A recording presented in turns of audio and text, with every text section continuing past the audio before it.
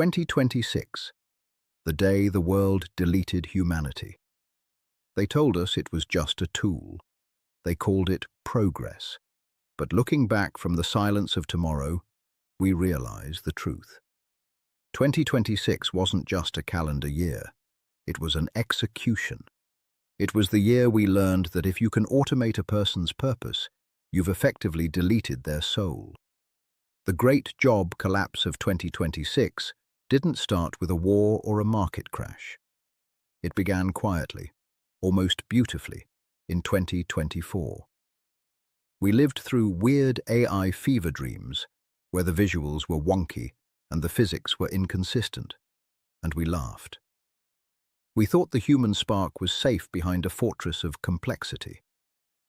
But by 2025, the release of tools like Sora 2 and Luminary 3 turned those dreams into a professional filmmaking revolution that didn't need us. The 2026 blueprint was written in cold, unfeeling code. Suddenly, we saw the rise of AI actors demanding talent representation. And while the old guard in Hollywood pushed back, the fidelity and temporal consistency of the machines eventually became indistinguishable from reality. Entire sectors of our lives, from the ads you watched over breakfast to the animations your children loved, were swallowed whole by procedural workflows.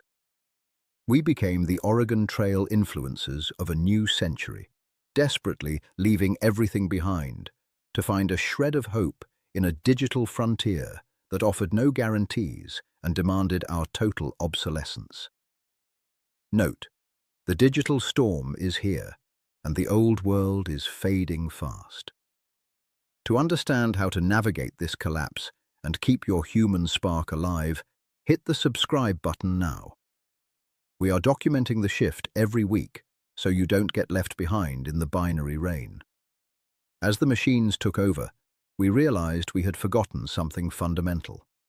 An AI can interpolate between frames with mathematical perfection, but it will never understand the hollow sadness of a sunset or the quiet tranquility of touching a tree. It can simulate the texture of skin, but it cannot feel the warmth of the blood beneath it. Silicon Valley became a ghost town, not because the power went out, but because the meaning did. We watched the human heart of creativity struggle to beat inside a sea of robotic wires. This documentary uncovers the unbelievable strategies used by the few who survived. They weren't the ones who fought the machine. They were the ones who learned to curate the chaos. In the end, the great collapse wasn't a failure of technology. It was a failure of us. We pursued cheap positive sentiment and speed over genuine human connection, and we paid for it with our futures. So, I am standing in the ruins of a world built on code, but I need to know your heart. If a machine can tell a perfect story, but has never felt a single moment of pain, does that story even matter? Let me know your thoughts in the comments.